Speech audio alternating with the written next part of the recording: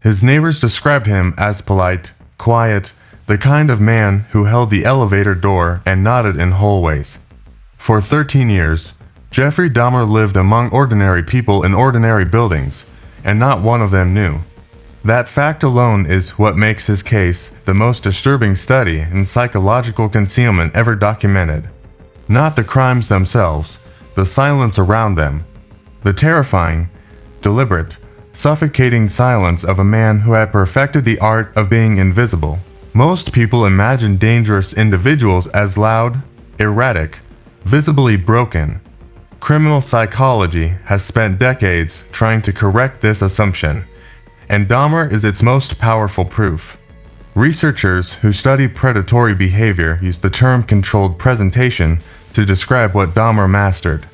It is the ability to broadcast normalcy so convincingly that the people around you lower every instinctive defense they possess. He didn't hide in the shadows. He hid in plain sight, wearing the face of an ordinary man. Forensic psychiatrists who analyzed Dahmer's early childhood noted a precise psychological turning point that is rarely discussed in mainstream coverage of his case. Around the age of 10, following his parents' increasingly volatile separation, Dahmer began collecting roadkill, bleaching and preserving animal bones in his backyard shed. Psychologists now identify this not as early violence, but as something darker, an obsessive need to freeze living things permanently in a state where they could never leave, control masquerading as curiosity. One of the most psychologically devastating elements of the Dahmer case, a detail that surfaces repeatedly in victim impact statements, is how deliberately he selected his targets. He didn't choose randomly. He identified individuals who existed at the margins of social visibility. People whose disappearances, he calculated with cold precision, would take the longest to generate alarm. He wasn't just a killer. He was a student of social invisibility, exploiting the gaps in how society decides whose absence matters and whose gets ignored. Apartment 213 at the Oxford Apartments in Milwaukee was not a crime scene. It was a controlled environment, a physical extension of a psychological architecture Dahmer had been constructing internally for years. Investigators who entered it described a space where everything had a designated place and a specific function. Nothing was random, nothing was impulsive. For a man whose outer life appeared completely unremarkable, the apartment revealed the truth. Every single detail of his existence was under a degree of deliberate control that defied comprehension. In May 1991, Milwaukee police responded to a call about a disoriented young man on the street. The young man was Konerak Sinthasomphone, one of Dahmer's victims who had briefly escaped. Dahmer appeared, calm, collected, entirely credible, and told officers the young man was his adult companion. The officers left. Konerak did not survive. What happened in those minutes on that sidewalk is now studied in behavioral science programs worldwide as a textbook case of how controlled presentation can override every visible warning sign in front of trained professionals. Dahmer never raised his voice. He never threatened.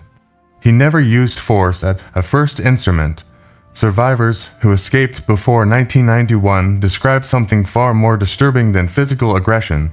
They described a quality of attention that felt, in the earliest moments, genuinely warm.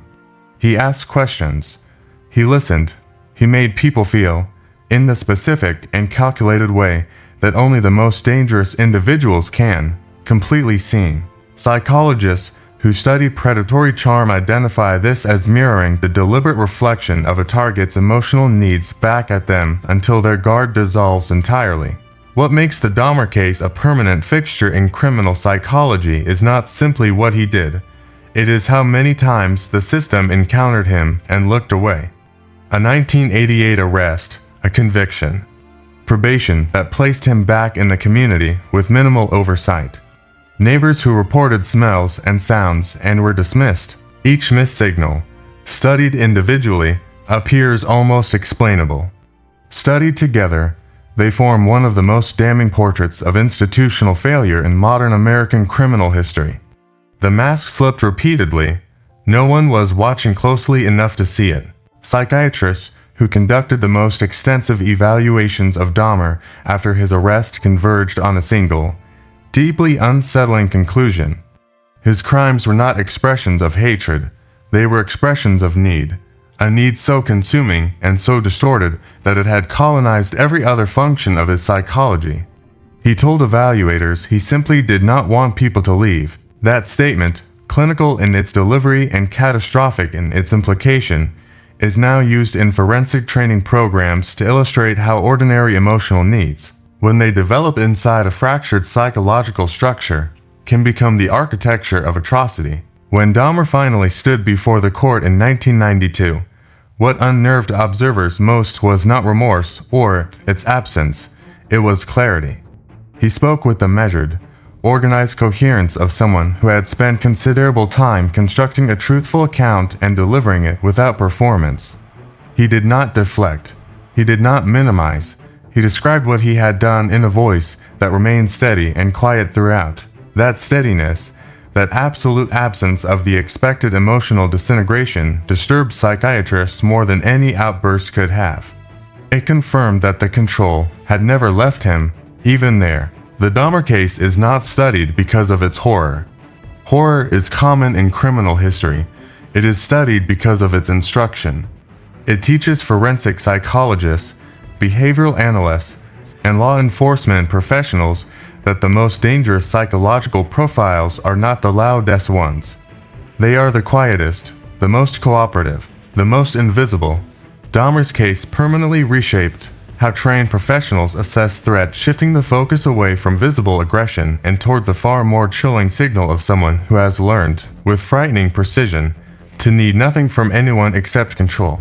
There is a specific piece of interview footage recorded after his conviction, in a Wisconsin correctional facility where Dahmer is asked a single question about loneliness.